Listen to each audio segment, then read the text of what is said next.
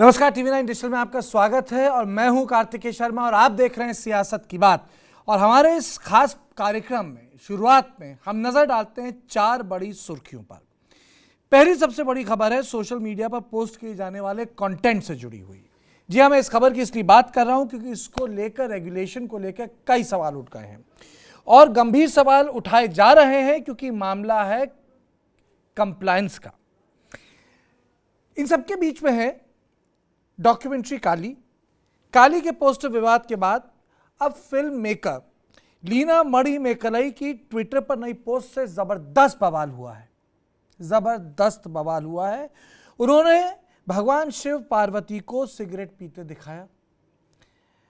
इसे मध्य प्रदेश के गृह मंत्री नरोत्तम मिश्रा ने विकृत मानसिकता करार देते हुए ट्विटर को पत्र लिखने की बात की। उन्होंने कहा, मणिमेकलाई जैसी विकृत मानसिकता वाले लोगों की ऐसी पोस्ट को रोकने के लिए अपने स्तर पर प्रयास करना चाहिए। ऐसा लग रहा है कि कहीं जो डायरेक्टर हैं वो मजाक बना रही हैं। इस पर भी चर्चा होगी। उधर उत्तर प्रदेश कर्मचारियों में हाहाकार मचा हुआ है। यूपी की योगी सरकार सरकारी विभागों में कार्यरत 50 साल से ज्यादा के लोगों को रिटायर कर रही है, जबरन रिटायर कर रही है। ऐसे कर्मचारी जो भ्रष्टाचार, गंभीर बीमारी, काम पर न आने वाले और जांच में फंसे हैं, उनको अनिवार्य रिटायरमेंट 31 जुलाई तक हो जाएगा और इसकी जानकारी 15 अगस्त तक कार्मिक विभाग को देनी होगी। तो इसको लेकर पूरा बवाल मचा हुआ है उत्तर प्रदेश में। और वैसे बात भी सही है, काम नहीं करेंगे, जांच चल रही है, केस है, और अगर सरकार को लगता है कि इससे नए लोगों के आने की वजह बनती है तो किया जाना चाहिए। दूसरी तरफ प्रधानमंत्री नरेंद्र मोदी गुरुवार को अपनी कॉन्स्टिट्यूंसी पहुंचे, बनारस में थे। उन्होंने वहां कई लोगों से मुलाकात की। प्रधानमंत्री का दौरा राजनीतिक लिहाज से बेहद महत्वपूर्ण है।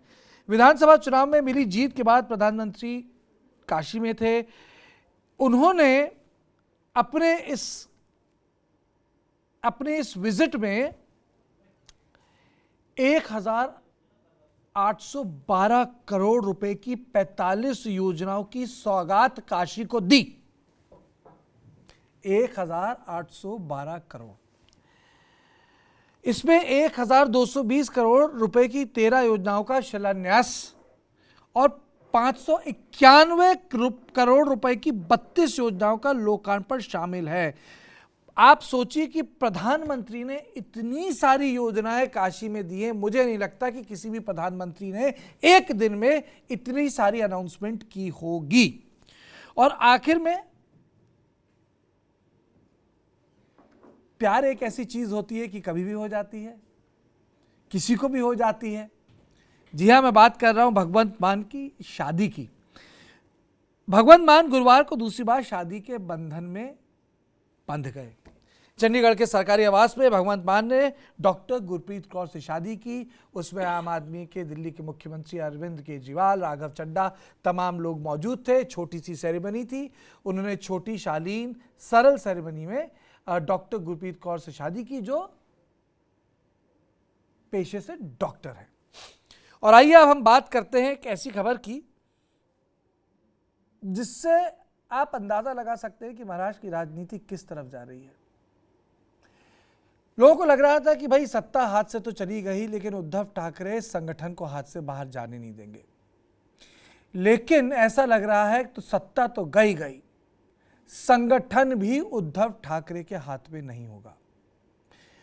शिवसेना की बढ़त गांव देहात से नहीं हुई थी। शिवसेना की बढ़त हुई थी शहरों से, मुंबई से, ठाणे से, कोंकण से। और एक ऐसा झटका लगा है, इससे हमको अंदाजा लग सकता है कि मुंबई में क्या होगा। बीएमसी इस देश की सबसे अमीर म्युनिसिपल कॉर्पोरेशन है, हजारों करोड़ों का बजट है और उसके किनारे पड़ता है ठाणे। ठाणे कॉर्पोरेशन उद्धव ठाकरे के हाथ से निकल गई है। तो आप सोचेंगे कि अगर ठाणे कॉर्पोरेशन उद्धव के हाथ से निकल गई तो इसका क्या मतलब है। ठाणे कॉर्पोरेशन का खुद का बजट 3,300 करोड़ है। 3,300 करोड़। खैर मुंबई का तो 45,000 करोड़ है, ठाणे का 3,300 करोड़ है। अब आप सोचिए कि अगर इस तरीके से कॉर्पोरेशन से इनके हाथ फिसल गए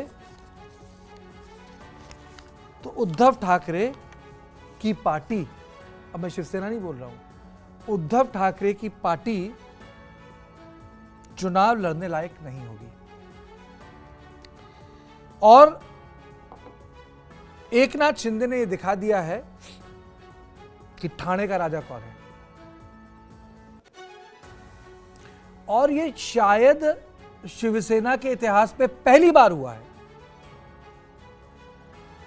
अब डर है उद्धव ठाकरे को कि संगठन में जो दरार है उसमें एमपी ना शामिल हो जाए, तो जो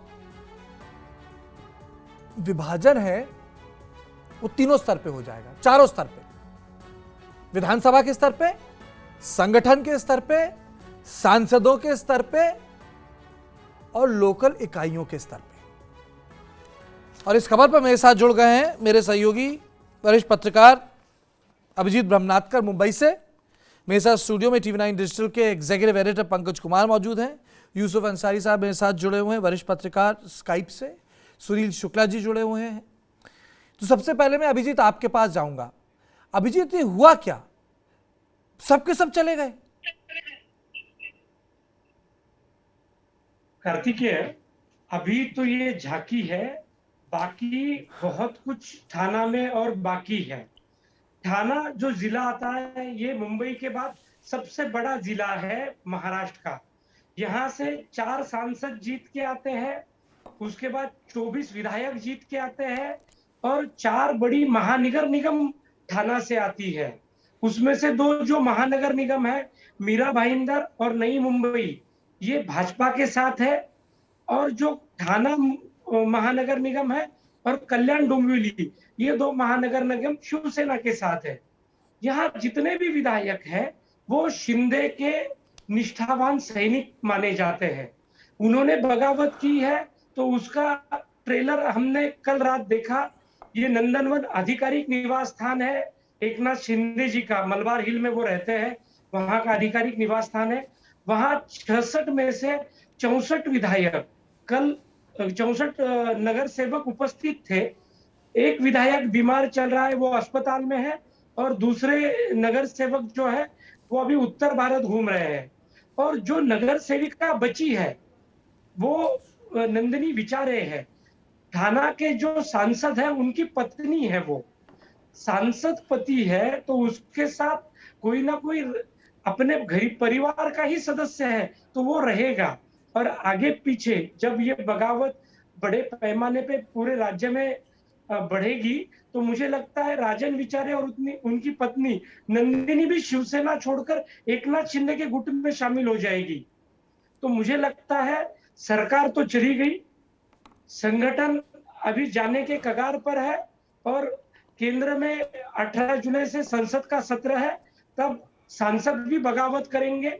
18 में से 12 सांसद शिंदे गुट में शामिल हो जाएंगे कार्तिकेय, और ठाकरे पिता पुत्र ये जो कुछ हो रहा है इसे संभाल नहीं पाएंगे।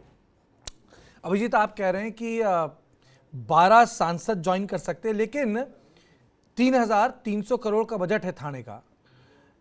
इसका असर बीएमसी पे क्या होगा? और चुनाव भी होने वाले हैं महाराष्ट्र में कई सारे इकाइयों के। जी कार्तिकेय, महानगर निगम महाराष्ट्र में 11 है, उसमें से 6 महानगर निगम मुंबई के आसपास है। इन सबका बजट 2-2.5 हजार करोड़ के ऊपर है। आप समझ लीजिए 3,300 करोड़ का बजट थाना का है, मीरा भाईंदर का लगभग 3,000 करोड़ का, नई मुंबई का 4,500 करोड़ का, कल्याण डोंबिवली का 3,000 करोड़ का, कुल मिला के 12,000 करोड़ ये थाना के अगल बगल में हुआ। और बीएमसी का खुद का बजट 10,000 करोड़ है। तो ये इतना पैसा और उनके साथ आने वाली सत्ता, ये एक दूसरे से मिलजुल के आती है। जो सत्ता में है वो पैसे कमाते हैं इसलिए सत्ता में रहते हैं। तो ये एकनाथ शिंदे की ताकत का रहस्य उनका संगठन कौशल्य है ही है, लेकिन उसके साथ ये महानगर निगम में जो सत्ता है वो भी है। तो ये फायदा शिंदे गुट को हो रहा है। अभी शिवसेना जो उद्धव ठाकरे गुट की है, ये क्या रास्ता निकालेंगे और कैसे संभल पाएंगे, ये देखना दिलचस्प होगा कार्तिक। सुनील जी, इस बार स्थिति अलग क्यों है महाराष्ट्र में? जी जी कार्तिक, ये इस बार स्थिति अलग क्यों है सुनील जी? अनम्यूट करना पड़ेगा आपको सुनील जी। ये जो ब्रह्मजीत जो बता रहे थे, उन्हीं की बात में सब कुछ छिपा हुआ है। ये जो लोग सत्ता के साथ इनको रहना है, पैसा इनको कमाना है, निर्वाचित प्रतिनिधियों का जाना पार्टी का चला जाना नहीं है। राजा जो होता है वो प्रजा का होता है, वजीरों का राजा नहीं होता। ये जो वजीर टूट टूट के जा रहे हैं, यह केवल है कि चूंकि ठाणे के नेता हैं एकनाथ शिंदे, इसमें कोई बहस नहीं है। और ठाणे में उनका एक बड़े छत्रप रहे हैं। ये आज जो मुख्यमंत्री हैं, जो नगर सेवक है, वो त्याग करने के लिए थोड़ा गया है। मुंबई की स्थिति यह है कि वहां के नगर सेवक को आप कहे कि तुम एमपी बन जाओ तो झगड़ा करने लगता है कि नहीं, मुझे नगर सेवक बने रहने दीजिए आप, क्योंकि नगर निगमों में कमाई खूब है। तो जब उनके पार्टी का नेता, उस इलाके का नेता मुख्यमंत्री हो गया, तो आप क्या सोचते हो? क्रांतिकारी हो जाएंगे? वो चंद्रशेखर आजाद, भगत सिंह हो जाएंगे? कोई क्रांति करने के लिए गए हैं? उनको ही पैसा कमाना है, वो पैसा कमाने के लिए गए हैं। और इसलिए आप देखिएगा, यह पता तब चलेगा जब चुनाव होगा, तब आप फैसला कीजिएगा कि नेता कौन है, पार्टी किसके साथ है। कहीं कुछ नहीं होता। जब आप मुख्यमंत्री हैं तो हम आपके साथ हैं, और निर्वाचित प्रतिनिधियों का साथ होने का मतलब ये नहीं होता कि जन समर्थन भी आपके साथ चला गया, आम आदमी भी आपके साथ चला गया। कोई भी आज की तारीख में कोई भी किसी, तमाम विरोध के बावजूद भी जो शक्तिमान है, केंद्र में है, सत्ता के केंद्र में है, उसे कोई झगड़ा मोल लेना नहीं चाहता। किसी को भी कोई किसी की भी प्रतिबद्धता इस तरह की नहीं है। जब एकनाथ शिंदे की प्रतिबद्धता नहीं है अपने विचार के साथ, तो जो बाकी टूटे फूटे लोग हैं उनकी प्रतिबद्धता कैसे हो जाएगी? तो इसमें ऐसा कुछ भी नहीं है कि कुछ ऐसा कुछ क्रांतिकारी हो गया जो अब तक नहीं होता रहा। ठीक है, आपको लग रहा है कि ठीक है, मैं समझ गया आपका कहना है कि ऐसा कोई क्रांतिकारी नहीं हुआ, ये संगठन नहीं टूटा है, ये वो लोग टूटे हैं जो इलेक्टेड हैं, और जहां सत्ता है वहां सभी लोग चले जाएंगे। यूसुफ, आपको लगता है जो सुनील शुक्ला जी कह रहे हैं वो ठीक है? नहीं, सुनील जी जो कह रहे हैं वो टेक्निकली तो ठीक कह रहे हैं, लेकिन ये उद्धव ठाकरे के लिए और उनकी पार्टी पर उनके कब्जे के लिए ये बड़े खतरनाक संकेत है। और एकनाथ शिंदे जिस तरह से काम कर रहे हैं और जिस तरह से उन्हें चुने हुए प्रतिनिधियों का, पार्टी के चुने हुए प्रतिनिधियों का समर्थन मिल रहा है, ये इस बात को बताता है कि उद्धव ठाकरे की पकड़ पार्टी पर वाकई ढीली पड़ गई है। एकनाथ, जैसे कि अभी चर्चा अभिजीत बता रहे थे, और दिल्ली में भी चर्चा इस बात को लेकर के है कि जो संसदीय दल है शिवसेना का, उसमें भी बड़ा विभाजन हो सकता है और 12 की संख्या आ रही है, 12 जा सकते हैं एकनाथ शिंदे गुट के साथ।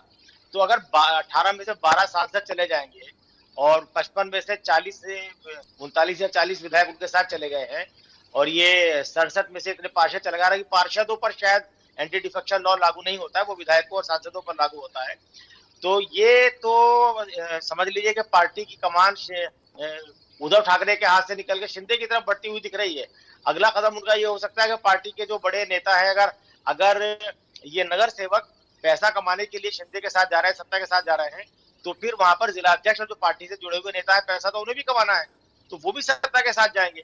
और अगर राजनीति में ज्यादातर लोग सत्ता में आने के लिए ही राजनीति करते हैं, तो उस फॉर्मूले के हिसाब से अगर देखा जाए तो शिवसेना संगठन के काफी ज्यादा लोग, बड़े लोग शिंदे के साथ जा सकते हैं। ऐसे में चुनाव आयोग में शिंदे का ये दावा मजबूत हो सकता है कि असली शिवसेना का जो नेतृत्व है वो असली उनके हाथ में है, और कोई शिवसेना की बड़ी बैठक बुलाकर वो उद्धव ठाकरे को पार्टी के अध्यक्ष पद से हटा भी सकते हैं।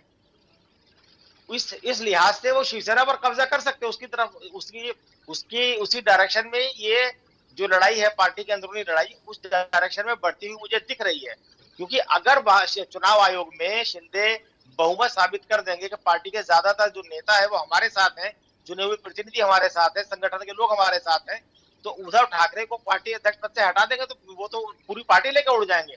और अगर वहां पर किसी तरह का बंटवारा होगा या ये कंफ्यूजन होगा चुनाव आयोग को कि भाई कितने लोग उद्धव ठाकरे के साथ हैं और कितने लोग यहाँ शिंदे के साथ है, क्योंकि वहां पर जो भी फैसला होगा वो मेरे ख्याल में एफिडेविट जमा होंगे, उसके आधार पे होगा। तो उस पोजीशन में चुनाव आयोग ये पार्टी सिंबल और नाम जब्त कर लेगा और दोनों गुट को अलग नया नाम दे देगा और नया सिंबल दे देगा। ठीक वो है, पोजीशन एकनाथ ठीक शिंदे है, के लिए ज्यादा फ्रूटफुल नहीं होगी। तो मुझे ठीक लगता है कि पार्टी पर कब्जे की दिशा में जो शिंदे ने कदम बढ़ाया है, वो एक एक कदम उस तरफ बढ़ रहे हैं। पंकज, आपको ऐसा नहीं लगता कि रोटी किनारे से तोड़ी जा रही है? मुझे तो दिखाई पड़ रहा है कि किनारे से तोड़ी गई थी, लेकिन अब बीच तक पहुंचती जा रही है। जी हाँ, क्योंकि अब देखिए 55 में से 39 विधायक चले गए साथ में, और अभी खबर आ रही है कि 12 से 14 एमपी जाने वाले हैं, 66 पार्षद चले गए। ये तो अभी शुरुआत के दिनों में हो रहा है। आगे क्या होगा ये तो देखना पड़ेगा, लेकिन जो कहते हैं ना, मॉर्निंग शोज द डे, तो ये शुरुआत में जिस तरह का दिखाई पड़ रहा है, और यूसुफ भाई कह रहे थे, उससे ये साफ समझ में आता है कि ऐसा तो शिवसेना में पहले कभी नहीं हुआ। नारायण राणे गए, छगन भुजबल गए, कुछ नेता इक्के दुक्के 10-11 विधायक जा पाए थे, लेकिन शिवसेना में पकड़ एकनाथ शिंदे की अभी फिलहाल ज्यादा दिखाई पड़ रही है। मैं वाकई हैरान होऊंगा अगर चुनाव होता है और चुनाव में फिर से ऐसा दिखेगा कि उद्धव ठाकरे विजेता साबित होते हैं, तो मेरे लिए हैरानी की बात होगी, क्योंकि इतने बड़े पैमाने पर, इतने व्यापक रूप में मैंने शिवसेना में डिवीजन कभी देखा नहीं है, और किसी और पार्टी में देखा है तो ज़्यादातर मैंने ये पाया है कि अगर इतने बड़े पैमाने पर व्यापक डिवीजन हुआ है तो जो समर्थक होते हैं, वोटर्स होते हैं, वो उन्हीं के साथ जाते हैं, पॉपुलर मैंडेट उन्हीं के साथ होता है, ऐसा मैंने देखा है। अगर मैं बिहार की बात करूं, समता पार्टी देख लीजिए, जेडीयू से, जनता दल से टूट के आरजेडी बाहर निकला था, लालू प्रसाद को देख लीजिए। तो ऐसे कई सारे एग्जाम्पल्स हैं जिसमें हमने देखा है कि ये हालात हुए हैं। अब ये एक नई बात होगी, अगर ऐसा होता है तो जाहिर तौर पर तब पता चलेगा कि उद्धव ठाकरे वाकई अपनी जनता के नेता हैं जो शिवसेना के वोटर्स रहे हैं। लेकिन ऐसा अभी साफ प्रतीत हो रहा है कि एकनाथ शिंदे पार्टी पर पूरे तरीके से कब्जा करने को लेकर आगे बढ़ रहा है। आपको लगता है कि जो बाकी जो म्युनिसिपैलिटीज हैं अभिजीत, उस पर भी ये होने वाला है?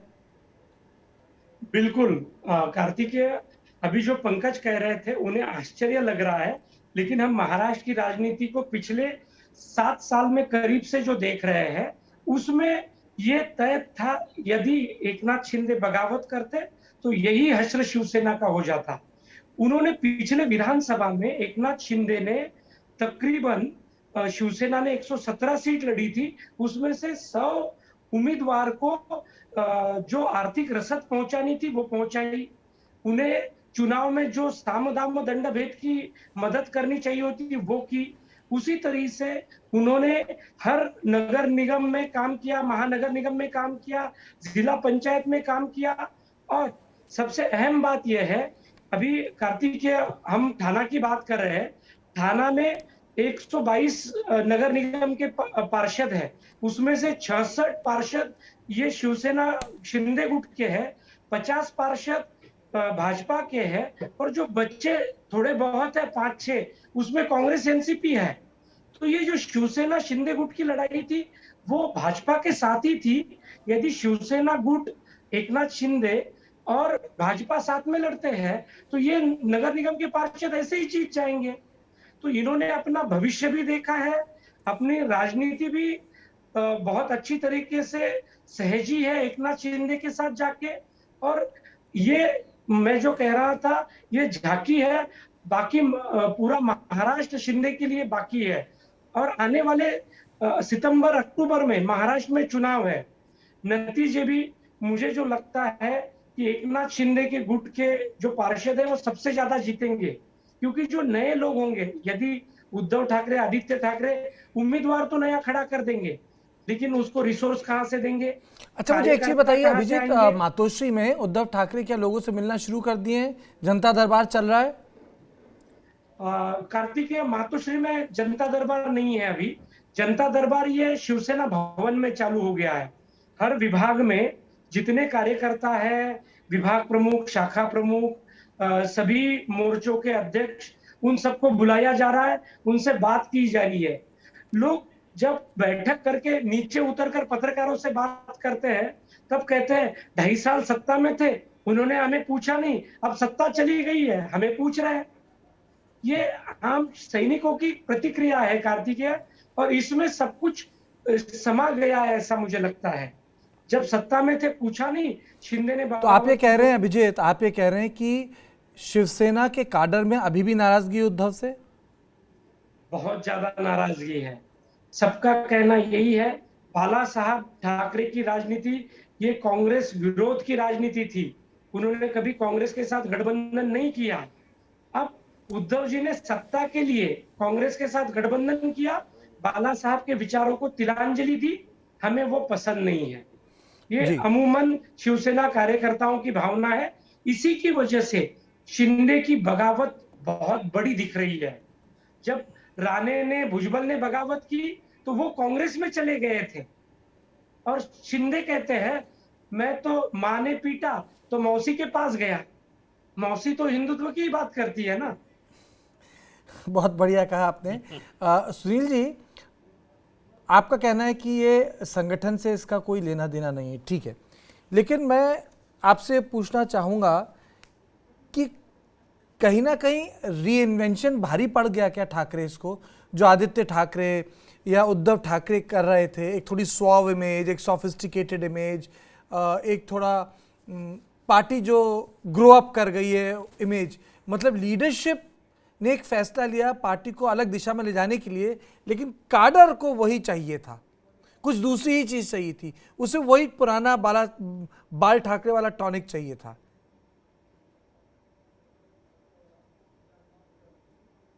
कार्तिकेय, अभिजीत को यह पता होगा कि इमरजेंसी के पहले बाला साहब ठाकरे और कांग्रेस ने मिलकर चुनाव लड़ा था, नंबर 1। नंबर 2, इनको यह भी पता होगा कि इमरजेंसी के समर्थन में बाला साहब ठाकरे ने मुंबई में रैली की थी कांग्रेस के पक्ष में। कांग्रेस के साथ बाला साहब ठाकरे का वो दुराव नहीं रहा जो जिसकी बात की जा रही है। आज जब जिस समय छगन भुजबल और राणे ने पार्टी छोड़ी थी, उस समय बीजेपी की कोई हैसियत नहीं थी महाराष्ट्र में कि उनके पास जाके शामिल हो जाती। या मौसी का अस्तित्व ही नहीं था उस समय, वो अकेली माँ थी उस समय शिवसेना। दूसरी चीज, ये वही शिंदे साहब हैं जिन्होंने 2014 में ये कहा था कि, और पार्टी के ऊपर दबाव बनाया था बाकायदे पब्लिक डोमेन में, कि बीजेपी को छोड़ो नहीं तो ये पार्टी को खत्म कर देगी। ये 2018 में भी इन्होंने, यही शिंदे साहब ने बात कही। ये पूरे कैडर को पता है। सवाल ये नहीं है, बिल्कुल ये मैं यूसुफ भाई की इस बात से सहमत हूं कि उद्धव ठाकरे के प्रति, उद्धव ठाकरे के सामने पार्टी को बनाए रखने की एक बड़ी चुनौती है। लेकिन निश्चित रूप से शिंदे ठाणे के बड़े नेता हैं, और मैं खुद इनकी सब बातों से सहमत हूं कि जितने विधानसभा चुनाव हो, नगर निगमों के चुनाव हो, नगर सेवकों के चुनाव हो, उनमें संसाधन देने का बहुत बड़ा काम शिंदे करते रहे हैं। और केवल चुनाव की बात नहीं, व्यक्तिगत रूप से अगर किसी नगर सेवक के किसी बच्चे का एडमिशन कहीं कर्नाटक में और तमिलनाडु में कराना है तो उसमें भी वो मदद करते रहे, और एक तरह का बहुत ही नजदीकी संबंध अपने कार्यकर्ताओं, अपने नेताओं के साथ शिंदे रखते रहे। कोई बस नहीं इसमें, और एक अच्छे संगठन करता है। लेकिन मेरा मानना है, जितना मैंने शिवसेना को देखा है और समझा है, मेरा अपना मानना यह है कि जो शिव सैनिक हैं उनकी आस्था ठाकरे परिवार के साथ ही है। और जब यह बात उनके सामने, मैंने जब ये चुनाव की स्थिति आएगी, चुनाव की स्थिति और ये इस स्थिति में बहुत फर्क होता है। जब लोग टूट फूट करके नई सरकार बनाने बिगाड़ने काम करते हैं अलग है, चुनाव का माहौल एक अलग होता है। चुनौती निश्चित रूप से उद्धव ठाकरे के सामने बहुत बड़ी है। आप क्यों कह रहे हैं ना, मैं तो कहता हूं कि बाला साहब ठाकरे की जो राजनीति थी उसके सबसे असली प्रतिनिधि राज ठाकरे हुआ करते थे। आज कहां है वो?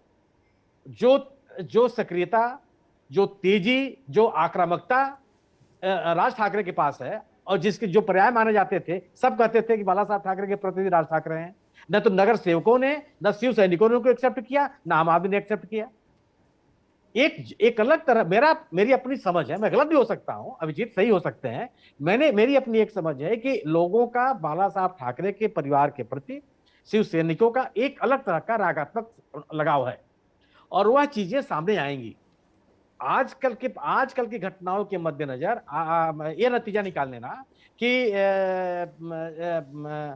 शिवसेना भवन और मातोश्री में ताला लगने वाला है, ये बहुत जल्दीबाजी होगी। अच्छा, आपको लग रहा है कि जल्दबाजी होगी, ताला नहीं लगेगा? क्लोजिंग कमेंट लूंगा इस पे आपसे। अभिजीत, आपको लगेगा ताला लग रहा है, नहीं लग रहा? कार्तिकेय, मुझे लगता है ताला इतना जल्दी नहीं लगेगा। अभी विधानसभा में जो लड़ाई चल रही थी वो अभी ठाणे महानगर निगम में पहुंची है, कल जिला पंचायतों में जाएगी, और ये लड़ाई, और मुंबई की भाषा में जिसे राड़ा कहा जाता है, ये मुंबई के रास्तों पे भी होगा आने वाले चुनाव में। और ये द्वंद्व जब और लड़ाई नतीजों में आ जाएगी, उसके बाद हम कह सकते हैं कि ताला चुनाव के बाद लग सकता है, उससे पहले नहीं। यानी ताला चुनाव के बाद लग सकता है, उससे पहले नहीं। तो ये तो बात हम कर रहे थे उद्धव ठाकरे के भविष्य को लेके, लेकिन एक और ऐसी डिबेट है जिसका असर पूरे समाज पे पड़ रहा है, और मैं बात कर रहा हूं काली के पोस्टर को लेके विवाद। डायरेक्टर की इस डॉक्यूमेंट्री को लेके पहले ही एफआईआर दर्ज हो चुकी है देश में, लेकिन इसमें मोटी बात यह है कि भारत सरकार और जो ट्विटर्स के बीच में जो एक लंबा विवाद चल रहा है, ये एक अघोषित जंग की तरह से भी है। ट्विटर का कहना है बहुत सारे लोगों के ट्विटर हैंडल गिरवा देते हैं। भारत सरकार का कहना है ये कंप्लायंस है, हम तय करेंगे, हमारा लॉ एंड ऑर्डर है, आपकी अकाउंटेबिलिटी नहीं समाज को लेके। तो जो ट्विटर और सरकार के बीच में जो टेंशन चल रहा है, उसके बीच में काली फिल्म की एंट्री भी हुई। उसमें जो मोटी चीज़ ये है कि काली फिल्म के जो मेकर्स हैं उन्होंने एक और आपत्तिजनक जिसे कह सकते हैं पिक्चर शिव और पार्वती की रिलीज कर दी। तो जो विवाद लंबे समय से चल रहा है वो हल होने का नाम नहीं ले रहा है, और इस मामले को लेकर अब ना केवल राज्य सरकारों ने चिट्ठियां लिखी हैं, बल्कि पूरा का पूरा मामला भारत सरकार और ट्विटर के बीच में गर्म हो गया। आइए पैकेज देखते हैं।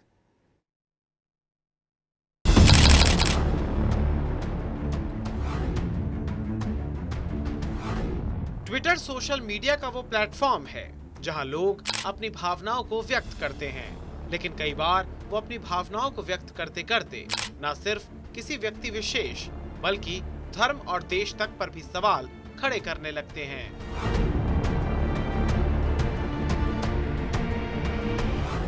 बंगाल की एक फिल्म मेकर हैं लीना मणिमेकलाई।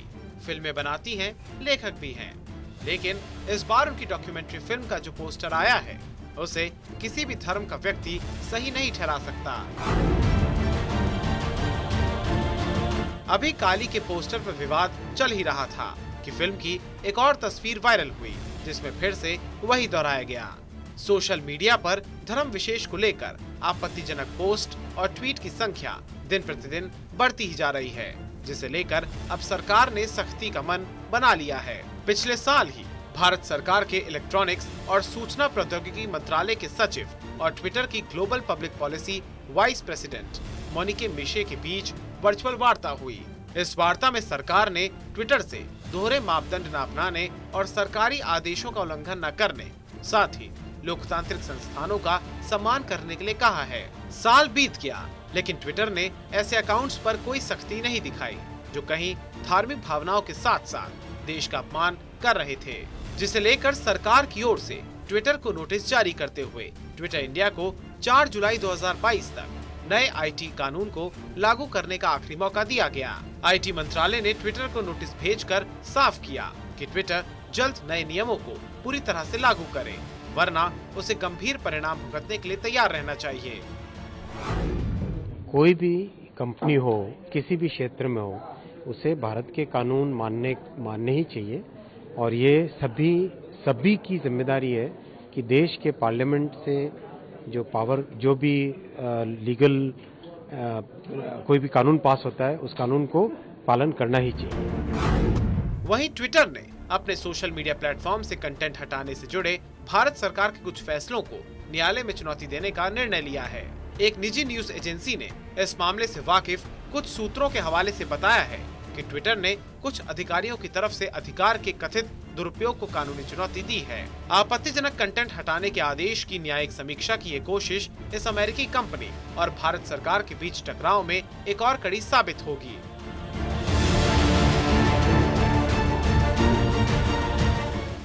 वहीं लीना मणिमेकलाई ने इस बार धर्म के साथ ही देश के स्वाभिमान पर भी सवाल उठा दिए हैं। साथ ही उनका कहना है कि बीजेपी ने उनके पीछे अपनी सोशल मीडिया की ट्रोल आर्मी छोड़ रखी है। लीना मणि मेकलई के इन विवादित ट्वीट्स को लेकर मध्य प्रदेश के गृह मंत्री नरोत्तम मिश्रा देश के गृह मंत्री अमित शाह के साथ ही ट्विटर से भी कार्रवाई करने के लिए लिखित शिकायत देने की बात कह रहे हैं। जो धार्मिक भावनाओं को आहत करने वाले इस तरह के ट्वीट जो होते हैं, कुछ विकृत मानसिकता के लोग इस तरह के जो ट्वीट लगातार करते हैं, जैसे काली फिल्म की डायरेक्टर लीना मणि मेकलई जी ने किया है, इस तरह के जो ट्वीट हैं, कभी बीड़ी पीते हुए काली का, कभी शंकर जी का जो जारी कर रहे हैं, तो ऐसे विकृत मानसिकताओं के लिए जो धार्मिक भावनाओं को आहत करने वाले चित्र हैं और ट्विटर को टूल की तरह उपयोग जो कर रहे हैं, इसको वो रोकें अपने स्तर पर और इसकी स्कैनिंग की व्यवस्था करें, जिसकी वजह से स्कैनिंग के बाद से इस तरह की चीजें ना आए जो भावनाओं को आहत करती हो। ऐसा मैं ट्विटर को भी पत्र लिखने जा रहा हूं। सरकार और ट्विटर के बीच तनातनी की शुरुआत तो पिछले बरस ही हो गई थी। उस समय सरकार ने ट्विटर को कंटेंट और भ्रामक सूचनाएं फैलाने वाले अकाउंट्स के खिलाफ एक्शन लेने के लिए कहा था। ये बात किसान आंदोलन के समय की है, जब सरकार ने किसान आंदोलन को लेकर फैलाई जा रही झूठी सूचनाओं के लिए ट्विटर के प्रति आपत्ति दर्ज की थी। हालांकि उस वक्त ट्विटर ने उस आदेश को नहीं माना था। इसके अलावा सरकार की ओर से किसी कंटेंट पर शिकायत होने और इससे निपटारे को लेकर सोशल साइट्स को लेकर नियम बनाए गए थे। अब सवाल ये है कि जब सरकार ने इतना कह दिया, नोटिस जारी कर दिए हैं, चेतावनी भी दे दी है, तो ट्विटर कंटेंट पर कार्रवाई क्यों नहीं कर रहा है? इस पर ट्विटर की दलील है कि कुछ रिमूवल ऑर्डर्स भारत के आईटी एक्ट के प्रावधानों पर खरे नहीं उतरते हैं। साथ ही ट्विटर की दलील ये भी है कि कुछ ऑर्डर्स में कंटेंट के लेखक को नोटिस नहीं है और कई पोस्ट राजनीतिक दलों के हैं। ऐसे में इन सभी अकाउंट्स को ब्लॉक करना एक तरह से अभिव्यक्ति की आजादी का उल्लंघन होगा। और आइए अब सीधे चलते हैं अपने संवाददाता भोपाल मकरंद काले के पास। मकरंद, ये जो नरोत्तम मिश्रा वाला मामला है, इसके बारे में बताइए। इन्होंने भी ट्विटर को जो चिट्ठी लिखने का फैसला किया, क्यों? आईटी मिनिस्टर दिल्ली में तो बैठे हुए हैं। बिल्कुल, ट्विटर को चिट्ठी लिखना एक कहीं ना कहीं पॉलिटिकल मूव हो सकता है, लेकिन एक नोटिस सर्कुलर जरूर जारी किया है जो साइबर पुलिस की ओर से जारी किया गया है ट्विटर को, और उसमें जो कंटेंट है वो ये है कि जो लीना मणि मेकलई है, उन्होंने एक ऐसा कंटेंट ट्विटर पर डाला है जो कि आपत्तिजनक है और जिसके ऊपर भोपाल के क्राइम ब्रांच थाने में एफआईआर दर्ज की गई है। उसी को आधार बनाते हुए, उस कंटेंट को गैरकानूनी बताते हुए 36 घंटे के अंदर उसे हटाने की मांग की गई है, अन्यथा कानूनी कार्रवाई की चेतावनी ट्विटर को दी गई है। अब ट्विटर इस नोटिस को मानने के लिए कितना बाध्य है, इसको लेकर के अभी स्थिति स्पष्ट होना जरूरी है, क्योंकि ये जो पूरा मसला है ये केंद्र सरकार के अधीन पहले से चल रहा है। पहले से ही कई बार नोटिस सर्व किए जा चुके हैं। 4 जुलाई 2022 तक उनको नए नियमों के तहत कंटेंट को लेकर के परिवर्तन भी करने थे, वो भी अभी फिलहाल उसमें भी स्पष्टता नहीं है कि कितना। तो अपनी फॉर्मेलिटीज राज्य सरकार ने पूरी की है, इसमें कोई दो राय नहीं है कि ट्विटर को लेकर के जो राज्य सरकारें कर सकती हैं वो राज्य सरकार कर रही है। सबसे पहले उन्होंने कहा कि महुआ मोइत्रा पे हम एफआईआर करेंगे, उन्होंने एफआईआर कर ली और उनको अब क्योंकि गैर जमानती धाराएं हैं, 7 साल की कम की सजा, इसलिए नोटिस शामिल कर सकते हैं। यहाँ से पुलिस जाके उनको गिरफ्तार नहीं करने वाली। नोटिस वहां पर भेजेंगे, पश्चिम बंगाल पुलिस से कहेंगे कि आप उनसे कहिए कि हमारे पास पेश हो। दूसरा, जो 2 एफआईआर यहाँ पर लीना मणि मेकलई के खिलाफ की गई है वो धार्मिक भावनाएं भड़काने को लेकर के की गई है। उसके लिए जो लुकआउट सर्कुलर जारी करना था, क्योंकि कल गृह मंत्री नरोत्तम मिश्रा ने कह दिया था कि हम एक तीसरी एफआईआर भी दर्ज करेंगे अगर वो कंटेंट ट्विटर से नहीं हटाया गया।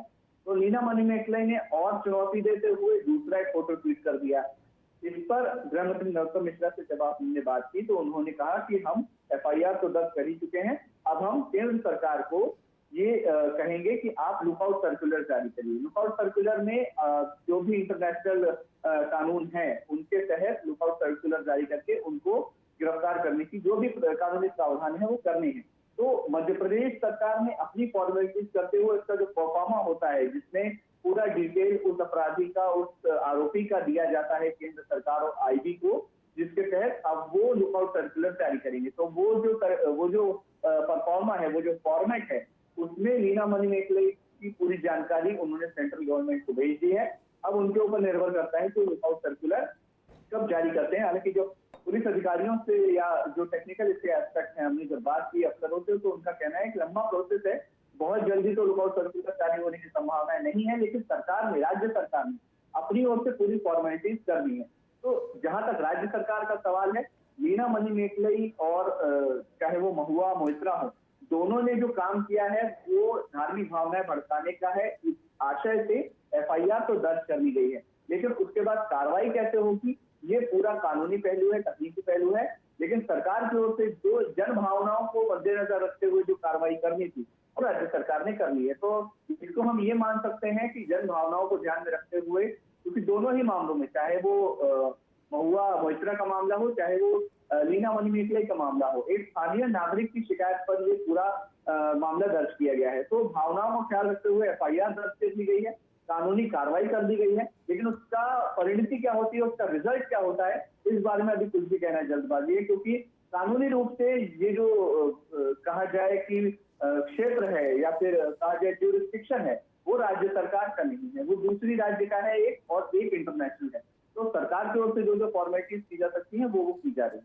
इसमें यहाँ दो चीज़ें हैं, एक है काली वाला विषय, एक ये विषय है कि बहुत सारे ट्विटर अकाउंट्स को सस्पेंड किया जा रहा है, और तीसरा विषय है कि जब आपको पता है कि आपके एक पोस्ट से लेके इतना बवाल है तो आपने दूसरा पोस्ट क्यों किया। और उसका जो कंक्लूजन है, जो मुझे लगता है कि एक ट्विटर पोस्ट पे सारी की सारी सरकारें ऐसे लगी पड़ी जैसे कि सबसे बड़ी प्रायोरिटी ये है। तो पंकज, मुझे एक चीज़ बताइए कि ये तो साफ है कि डायरेक्टर खुश हैं अपनी न्यूसेंस वैल्यू से, उनको जितनी पब्लिसिटी मिल रही है, लेकिन जो ट्विटर वाला मामला है, आप इसको कैसे देखते हैं? आपको लगता है कि जितनी फरमाइशें सरकार की तरफ से जा रही हैं ट्विटर हैंडल्स को ब्लॉक करने के लिए, वो एक अभिव्यक्ति की आज़ादी पे प्रहार है? देखिए, एक लाइन तो ड्रॉ करना पड़ेगा ना कि अभिव्यक्ति की आज़ादी क्या है और ऐसी किस तरह की आज़ादी है जो दूसरे को ऑफेंड करती है। और जाहिर तौर पर ये लाइन ड्रॉ करना सरकार के लिए भी और ट्विटर के लिए भी, दोनों के लिए बहुत मुश्किल होगा। ये मुझे ऐसा लगता है, और इसी बात को लेकर के दोनों के बीच में रस्साकशी भी है। लेकिन अगर आप लीना की बात करें तो लीना ने जिस तरीके से अपने न्यूसेंस वैल्यू से कह सकते हैं ना कि कई बार नेगेटिव पब्लिसिटी भी आपके लिए काम कर जाता है, तो जाहिर तौर पर एक गलती हो सकती है, एक के बाद दूसरी गलती कर रही हैं, फिर उसे आर्टिस्टिक फ्रीडम करार दे रही हैं, फिर एक राइटिस्ट को अटैक कर रही हैं, तो कहीं पे पॉलिटिकल देखती हैं, कहीं पे कुछ देखती हैं। तो इनका जो मोटिव है उसको लेकर के मेरा बहुत बड़ा सवाल है, क्योंकि और इस तरह के जो भी ट्वीट्स होते हैं, जो भी लोग करते हैं, जाहिर तौर पर सरकार की जिम्मेदारी बनती है और साथ ही साथ ट्विटर की जिम्मेदारी बनती है, क्योंकि बहुत बड़े ग्रुप का, बहुत बड़े समूह का, बहुत सारे लोगों की जन भावनाएं आहत होती हैं, और उन भावनाओं का कद्र करना भी सरकार के प्रायोरिटी में होना चाहिए। यूसुफ, आपका क्या मानना है? नहीं, मैं तो मानता हूं कि अभिव्यक्ति की जो स्वतंत्रता है उसमें एक सीमा रेखा बिल्कुल होनी चाहिए, लेकिन ये इसका मतलब, अभिव्यक्ति का मतलब ये है कि मैं अगर अपनी क्रिएटिविटी को जाहिर करना चाहता हूं तो मेरी क्रिएटिविटी में इतनी ताकत होनी चाहिए कि मैं बगैर किसी दूसरे को ठेस पहुंचाए अपनी क्रिएटिविटी को लोगों के सामने रखूं। मैं उस क्रिएटिविटी को क्रिएटिविटी नहीं मानता हूं कि जिस क्रिएटिविटी को अपनी जाहिर करने के लिए किसी दूसरे की भावनाओं को ठेस पहुंचाने की बैसाखी का सहारा लेना पड़े। एक तो मामला ये है। दूसरा मामला, जिस तरह के ट्विटर पे आरोप लग रहे हैं और जो लोग लगा रहे हैं, वो जरा अपने गिरेबान में झांके देखें। कुमार बाराबंकी का एक शेर है कि दूसरों पर जब तबसरा कीजिए, आईना सामने रख लिया कीजिए। तो नरोत्तम मिश्रा ने अपने यहाँ क्या कानून का राज कायम किया है, या भारत सरकार जो ट्विटर से कह रही है आप कीजिए, तो आपने क्या धार्मिक भावनाओं ठेस पहुंचाने के मामले में जो कार्रवाइयां हुई है, क्या उसमें आपने संविधान में जो मौलिक अधिकार दिए गए, बराबरी का अधिकार, उसका आपने पालन किया है क्या? तो ये बहुत सारी चीजें सोच लीजिए। लीना की जगह कोई मुस्लिम फिल्मकार होता तब क्या हाल होता इस देश में? क्या नूपुर शर्मा को दिल्ली पुलिस ने सिक्योरिटी प्रोवाइड कराई है, इसके बावजूद के उसने न सिर्फ देश में बल्कि पूरी दुनिया में उसका विरोध हुआ, उसके बावजूद दिल्ली पुलिस ने उसे सिक्योरिटी प्रोवाइड कराई और दिल्ली पुलिस ये कह रही था वो पता नहीं कि वो कहां पर है। क्या ऐसा पॉसिबल है? नुपुर शर्मा के समर्थक, 2 समर्थकों जिन्होंने नुपुर शर्मा का समर्थन किया, उनकी हत्या हो चुकी है गलारेत में और लगातार लोगों को धमकियां मिल रही हैं। लेकिन क्या इस विवाद को टाला नहीं जा सकता था कि नुपुर, जैसे दिल्ली यूनिवर्सिटी के प्रोफेसर रतन लाल को गिरफ्तार किया पुलिस ने, उन्होंने भी धार्मिक भावनाओं को ठेस पहुंचाई थी, ट्विटर पर ही पहुंचाई थी। दिल्ली पुलिस ने फौरन उन्हें गिरफ्तार किया और 4 दिन बाद उन्हें जमानत मिली। उन्होंने कहा कि मैं यूसुफ, आप पुलिस एक्शन की बात कर रहे हैं, मैं बात कर रहा हूं काली के पोस्टर को लेकर विवाद और ट्विटर और सरकार का संवाद, 2 चीजें हैं। क्योंकि उन्होंने एक दूसरी फोटो इशू की है जिसपे फिर सिगरेट पीते दिखाई दे रहे हैं, यानी कि जैसे कि आप मजाक बना रहे हैं।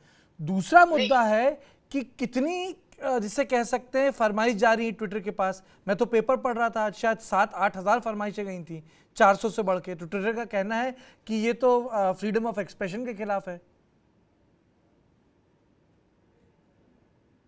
और उसको लेके मामला कोर्ट में है।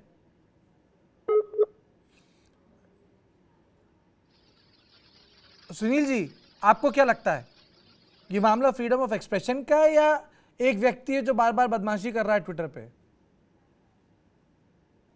नहीं, देखिए, ये तो जो लीना ने किया ये अवांछित है, इसको टाला जा सकता है। बिल्कुल। रचनात्मकता के नाम पर आप लोग माने कुछ भी नहीं कर सकते हैं। जो बात कही जा रही है कि किसी भी रचनाधर्मी व्यक्ति को यह इजाजत नहीं दी जा सकती कि वह समाज में जो समाज के मूल्य हैं या जो समाज के मानक हैं उसके खिलाफ कोई बात करे। आप उन मानकों से, उन मूल्यों से सहमत हो सकते हैं, असहमत हो सकते हैं, लेकिन लोगों की जो जन भावना है कि मतलब कि हमारा और यूसुफ भाई की भावनाएं नहीं है, एक समूह की भावना है। हम 2 आदमी किसी बात पे असहमत हो गए तो जन भावना आहत हो गई, यह बात नहीं चलेगी। समूह की बात आपको करनी पड़ेगी। और दूसरी चीज कि अगर ऐसी कोई चीज है जिस आपको, आप ऐसे व्यक्ति तो नहीं है ना, आप जागरूक व्यक्ति हैं, समाज में क्या चल रहा है यह आपकी जानकारी में है। अगर समाज में एक तरह का विभाजन बढ़ता चला जा रहा है तो आप इस तरह की बात क्यों करते हैं? लेकिन दूसरी तरफ यह भी सही है कि किसी रचनाधर्मी के ऊपर इस तरह का निषेध भी उचित नहीं है। अगर आप इसकी बात आप करेंगे, आप जो ये काली का पात्र करने वाला व्यक्ति है, आप उस पर आप नियंत्रण लगा दीजिए कि साहब जो एक काली तो है नहीं, यह काली बाड़ी के मंदिर के जो काली है नहीं, ये जो छिन्नमिस्ता मंदिर की काली तो है नहीं। एक काली के पात्र में एक कलाकार है, तो क्या काली के कलाकार की भूमिका अदा करने वाले व्यक्ति से आप जीवन भर के लिए आप कह देंगे कि तुम मांस नहीं खाओगे, तुम मदिरा नहीं पियोगे, तुम बीड़ी नहीं पियोगे, तुम सिगरेट नहीं पियोगे, सार्वजनिक पब्लिक प्लेस पर तुम्हारा जो अपीयरेंस होगा वो बड़ा एक आप मॉरल पुलिसिंग करेंगे क्या? सवाल है कि जो ये दो शंकर और पार्वती का इन्होंने वो लगाया है, ये 2 कलाकार हैं। पूर्वी उत्तर प्रदेश में, आप बिहार में, अब बंगाल में आप जाएंगे तो इस तरह के बहुरूपिये हमेशा आपको दिखाई पड़ेंगे जो विभिन्न रूपों में टहलते रहते हैं और भीख मांगते रहते हैं। सही बात है। तो आप भगवान शिव को भीख मांगते हुए देख सकते हैं, तब आपकी भावना नहीं आती होती है। आप उनको बैठा कहते क्यों नहीं कि भैया बैठ जाइए, भगवान जी आप कहाँ घूम रहे हैं, आपको मैं दे रहा हूँ, जीवन भर में आपका भरण पोषण करूंगा, बिल्कुल आप भीख मत मांगिए। भगवान शिव कैसे भीख मांग सकते हैं? वो तो पूरी दुनिया के संरक्षक हैं। तो सुनील तब आपकी भावना नहीं सुनील जी, इसी पे तो मैंने एक सवाल पूछा था, यही तो पूछ रहा हूं कि जब सबको पता है ये बहरूपिये हैं, ये कौन है, इतना वक्त क्यों जाया हो रहा है इस पे? इसलिए ना कि इसका लाभ है। इस मुद्दे को जिंदा रखने से हमारे साथी पंकज कुमार जी को फायदा हो रहा है, हमारे मित्र इसको भड़काए रहेंगे। नहीं, आप ये कैसे कह सकते हैं सुनील जी? आप नहीं, मैं एक बात कर रहा हूं, मेरा मतलब पंकज भाई से मतलब नहीं है, मैं एक बात कर रहा हूं कि इसको नरोत्तम मिश्रा जी के आप पूछिए ना, आप इनका जो आईटी सेल जो जिस तरह के ट्विटर हैंडल पर एक ही तरह की बात आप करते हैं, आपको नहीं लगता कि आप क्या कर रहे हैं? मानक 2 नहीं हो सकते। अगर सूरज पूरब में उगता है तो पूरब में उगता है, वो हमारे लिए भी उगता है, पंकज भाई के लिए भी उगता है। पंकज भाई, लेकिन आप जब मैं कहूंगा पंकज, आप आपने 3-4 बार पंकज जी का नाम लिया, पंकज जी रिस्पॉन्ड कीजिए आप इस पे। नहीं, देखिए, इसको मैं इस तरीके से रेस्पॉन्ड करना चाहता हूं कि किसी भी चीज़ को करने के पीछे इंटेंट समझना बहुत ज़रूरी है। इसमें तो बदमाशी है, ये तो शुद्ध रूप से ये बदमाशी है। इंटेंट समझना बहुत जरूरी नहीं, है। ये तो बदमाशी की और डायरेक्टर ने। इस जिस व्यापकता से सुनील जी ये काली और दुर्गा और शिव जी को देख रहे हैं, इस व्यापक रूप से और धर्म के लोगों के प्रति देख पाएंगे क्या, और इस तरीके से खुले तरीके से टीवी पे बोल पाएंगे क्या? मैं ये पूछना चाहता हूं, मैं ये पूछना चाहता हूं और सुनना चाहता हूं। और इतिहास में ऐसा उदाहरण भी है, लीना को कोई डर नहीं है, लीना को पब्लिसिटी मिल गई, और लीना छोड़िए मकबूल फिदा हुसैन भी करके कतर चले गए, उनको डर लग रहा था। लेकिन मैं बात यहां पर यह हो रही है कि आप छोड़िए, अगर सृजनात्मकता की बात होती है तो कुछ लोगों ने तो लिख दिया आई सपोर्ट फला फला, क्या स्थिति हो गई उनकी? उस मायने में डबल स्टैंडर्ड क्यों होता है? फिर आपका आर्टिस्टिक फ्रीडम है तो हर जगह क्यों नहीं, सेलेक्टिव क्यों है, और इससे लोगों की भावना आहत क्यों नहीं होंगी? सुनील जी बोलिए। मैं बोल रहा हूं, हाँ, भारत जो हिंदू सनातन परंपरा है कार्तिकेय जी, वह 3500 साल पुरानी है। और तुलना आप किससे कर रहे हैं? इस्लाम से, जो 1500 साल पुराना धर्म और उसकी परंपराएं हैं। अगर आपकी परंपराएं उदार रही हैं, उदार हैं, हमको ये सिखाया गया है, हम किस तरह की बात करते हैं? सनातन परंपरा ये रही है कि विश्व का कल्याण हो, प्राणियों में सद्भावना हो। हमको ये नहीं सिखाया जाता है कि हिंदुओं का कल्याण हो, हिंदुओं में सद्भावना हो। 3500 साल पुरानी परंपरा को लेकर के आप तुलना कर रहे हैं 1500 साल पुरानी परंपराओं से, और आप कह रहे हैं कि आप इनके साथ आप करके दिखाइए। अरे किसकी बात करते हैं आप?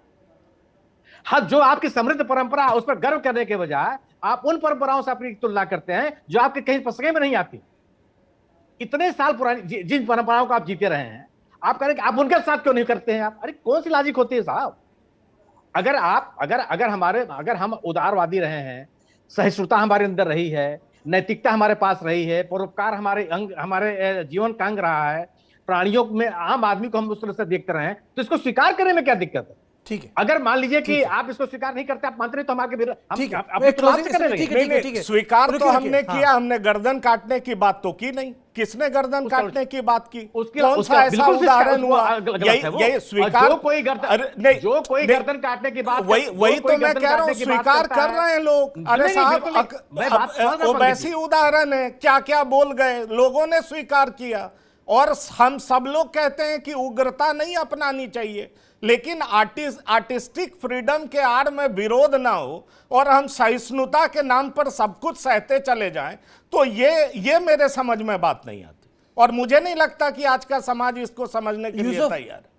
यूसुफ, कुछ कहना चाह रहे थे आप? नहीं, देखिए, हमारे देश में जो धर्म का सम्मान है और धर्म भीरुता है, वो एक अलग तरह की है, एक अलग लेवल की है। मैं आपको याद दिलाना चाहूंगा कि अरुण गोविल और दीपिका चिखलिया, इन्होंने रामायण में राम और सीता का रोल अदा किया था, और उस सीरियल के बाद इन दोनों का जो करियर था वो खत्म हो गया, क्योंकि लोगों ने उनमें राम और सीता देखा। और मुझे याद पड़ता है कि बाद में दीपिका ने एक फिल्म में काम किया था जिसमें एक बाथटब में नहाते हुए उनका सीन था, उसका कितना विरोध हुआ था, कितना बवाल उस पर मचा था कि आप सीता जैसी माँ सीता होकर इस तरह की हरकतें करती हैं। उसके बाद उनका जो फिल्मी करियर था वो खत्म हो गया। आज भी अगर अरुण गोविल कहीं जाते तो उनसे बिल्कुल मर्यादा पुरुषोत्तम राम की तरह व्यवहार की तवक्को रखी जाती है। नीतीश भारद्वाज, जिन्होंने महाभारत सीरियल में कृष्ण की भूमिका निभाई थी, उसके बाद उन्हें कोई अच्छा रोल नहीं मिला। वो बाद में सांसद रहे, और सांसद में वो मिलते थे तो लोग उनसे, जब हम मिलते थे, सांसद भी जो मिलते थे, जो उनके कलीग थे, वो भी उनसे तवक्को रखते थे कि आप भगवान कृष्ण की तरह ही अपना चरित्र रखिएगा। तो समाज की जो ये तवक्को है इन पात्रों के, जो अपने पात्र दिख रहे हैं, और ये जो फोटो लीना ने खींचा है, ये फोटो आज तो खींचा नहीं होगा, निश्चित तौर पे उन्होंने गूगल से उठाया होगा फोटो। ये गूगल पे ऐसे बहुत सारे फोटो पड़े हुए हैं जिनसे किसी की भी भावना आहत हो सकती है। तो अगर नरोत्तम मिश्रा ट्विटर से कहते हैं भाई अब ये हटाओ, तो गूगल से भी कहना चाहिए सारे फोटो हटा दीजिए जिनसे धार्मिक भावनाएं आहत हो रही हैं। लेकिन यूसुफ, इस पे एक कैवेट पे डालूंगा, ऐसी तस्वीरें हैं, मैंने भी कुंभ कवर किया है, तमाम संप्रदाय के साधु आते हैं, कुछ चिलम लेके बैठे रहते हैं। अगर मैं उसे आर्टिस्टिक क्रिएटिविटी के हिसाब से दिखाऊं तो एक चीज है, पर आज जो इन्होंने किया ये एक तरह की दुष्टता है। जब आपको पता है कि इसको लेके मैं उस पे आ रहा हूँ कार्तिक, मैं उस पे आ रहा हूँ। ये जो लीना जो कर रही है, ये बेसिकली इन्होंने एक लड़ाई छेड़ी है। इनके दोनों ट्वीट से ये लगता है कि इन्होंने अपने समाज के अंदर धर्म भीरुता और धर्म के खिलाफ या कहिए के साथ जो आस्था और जो आस्था नहीं रखते उनके बीच का जो एक द्वंद्व है उसके बीच उन्होंने एक जंग छेड़ी है ट्विटर के जरिए। मुझे पर्सनली ऐसा लगता है। दूसरी बात जो पंकज जी ने बात की है, सुनील जी ने उसका जवाब दिया कि भाई दूसरे धर्म के खिलाफ आप करके दिखाइए। अक्सर ये तर्क आता है। तो देखिए, क्रिएटिविटी के नाम पे तो बहुत कुछ हो सकता है। ईरान में मोहम्मद साहब पर एक फिल्म बनी अभी 2015 में, माजिद मजीदी उसके डायरेक्टर थे और बहुत अच्छी फिल्म है। वो फिल्म मैंने देखी है, लेकिन वो उसमें मोहम्मद साहब के बचपन का रोल है, यानी 10-12 साल तक की उम्र का उन्हें दिखाया है। उनका चेहरा, जिस बच्चे ने वो रोल किया था उनका चेहरा नहीं दिखाया। तो उन पर भी दुनिया भर के लोगों ने फतवे लगाए, कहा कि भाई जब हमारा ये अकीदा है कि हम मोहम्मद साहब की तस्वीर नहीं दिखा सकते और कोई तस्वीर का हमारे यहाँ कोई कॉन्सेप्ट, इस्लाम में कोई कॉन्सेप्ट नहीं है, अल्लाह को निराकार माना गया है और मोहम्मद साहब की कोई तस्वीर मौजूद नहीं, तो उनकी तस्वीर की कोई कल्पना भी नहीं की जा सकती है। तो वहां तो क्रिएटिव उसको अगर कोई करना चाहता है तो भाई जो होगा वो तो धार्मिक भावनाएं तो सबकी हैं और बहुत कमजोर है, सबकी आहत होती हैं। मैं आपको बता दूं, आपको याद होगा कार्तिक, जब नुपुर शर्मा के बयान आया था उसके बाद जब तक ये अरब में जाके इसका रिएक्शन नहीं हुआ, उससे पहले आप देखिए इसमें देखिए क्या है, एक मिनट यूसुफ, इसमें 2-3 चीजें महत्वपूर्ण हैं। देखिए ये तो एक केस एंड पॉइंट है काली वाला, ये पॉइंट ऑफ डिपार्चर है जिसे कहते हैं, ऐसे हमारी चर्चा शुरू हो रही है। लेकिन बड़ा मसला है ट्विटर का। ट्विटर के यहाँ सब यूजर्स बैठे हैं। ट्विटर ना केवल आपको बात रखने की सुविधा देता है, लेकिन ट्विटर सारे नॉर्मल, जिसे कहते हैं या ट्विटर या सोशल मीडिया प्लेटफॉर्म बोलना चाहिए, सारे उन नियमों को बाईपास कर देता है।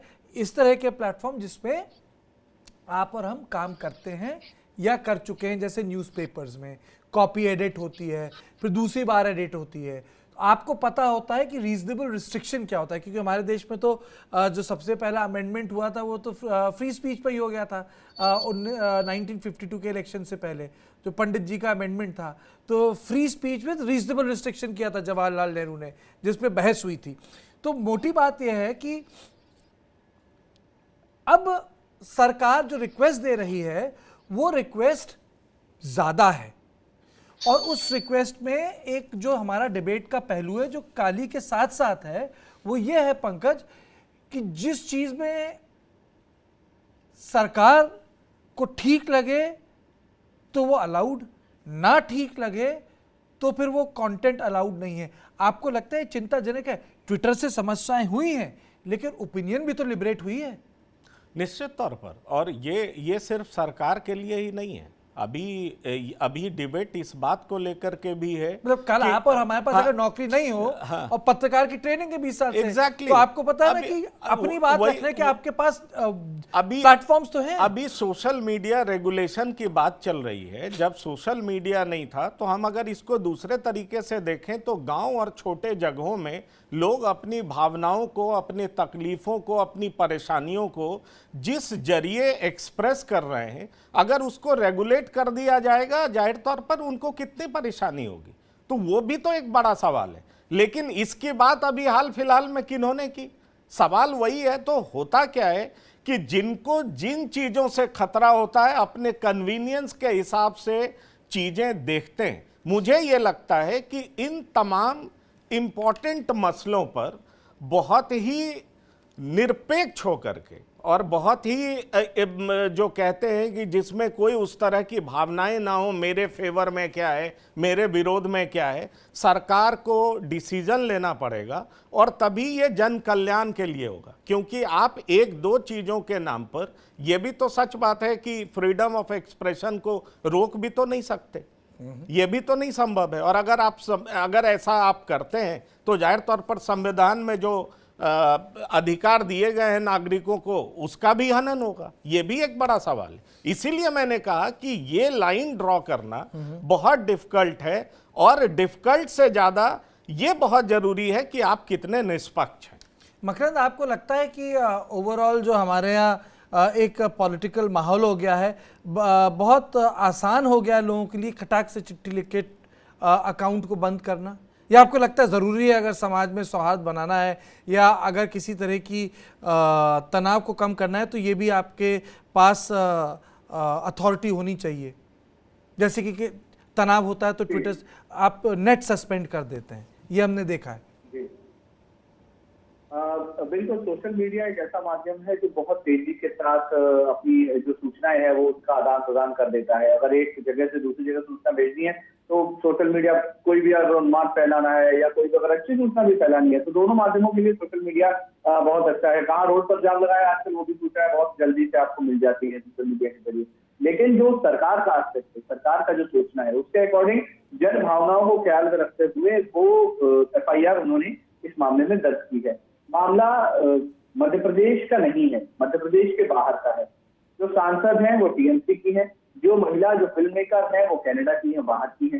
तो जाहिर है कि मध्य प्रदेश में FIR करने के पीछे एक बड़ा उद्देश्य ये था, एक तो बीजेपी की गवर्नमेंट है और बीजेपी गवर्नमेंट में होने के नाते ये दिखाना भी चाहती है कि हम बहुसंख्यक को बहुत अच्छे से समझते हैं, डील करते हैं, और साथ ही साथ अगर बहुसंख्यक वर्ग की भावनाओं को ठेस पहुंच रही है तो हम उस पर तुरंत रिएक्ट करते हैं। यही वजह थी कि फौरन, ये हमने आज नहीं देखा, इससे पहले भी हमने जब सब्याची का मामला हुआ था, मंगलसूत्र के एक एड का मामला आया था, टावर का एक एड आया था जिसमें समलैंगिकों का विवाह दिखाया गया था, तो पहले भी हमने देखा है कि मध्य प्रदेश सरकार ने बहुत तेजी से एक्टिव होकर इन मामलों में बयानबाजी की, इन मामलों में FIR दर्ज की, इन मामलों में कानूनी नोटिस भेजे और कहीं ना कहीं अपनी भावनाएं व्यक्त की कि अगर आम लोगों की भावनाओं को ठेस पहुंचाई जाएगी, धार्मिक भावनाओं को ठेस पहुंचाई जाएगी तो हम तुरंत रिएक्ट करेंगे। तो ये मैसेज देने में सरकार सफल हुई है। इसका कानूनी एस्पेक्ट नहीं, ठीक है, लेकिन सुनील जी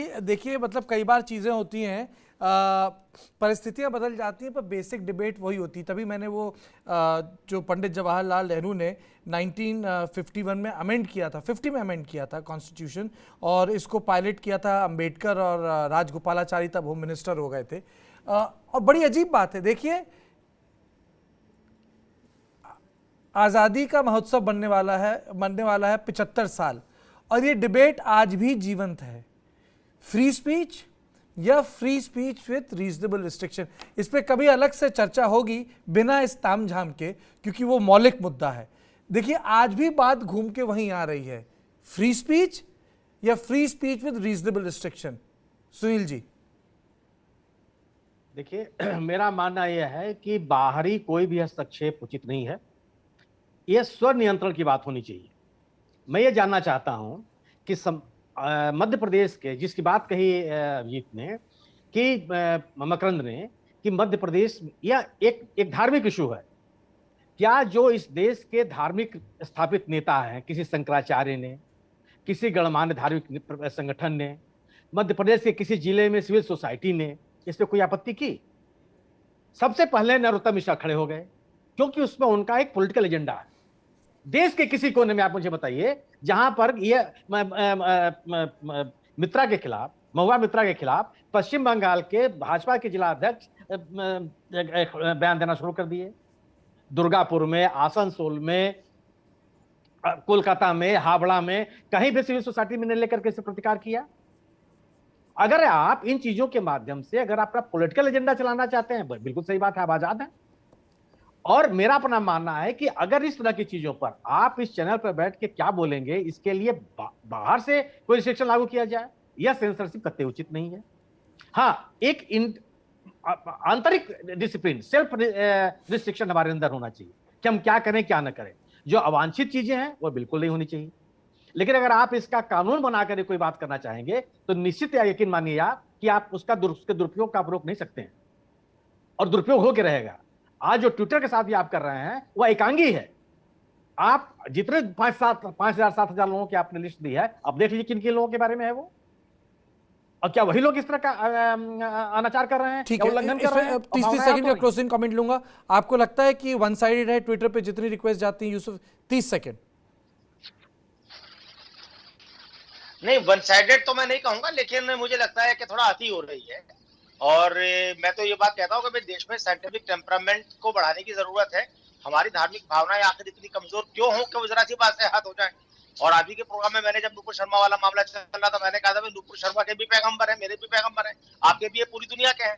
और नुपुर शर्मा अगर अपने पैगंबर के बारे में ऐसे घटिया ख्याल रखती है तो ये वो जाने। उनके अल्लाह के बीच का मामला है।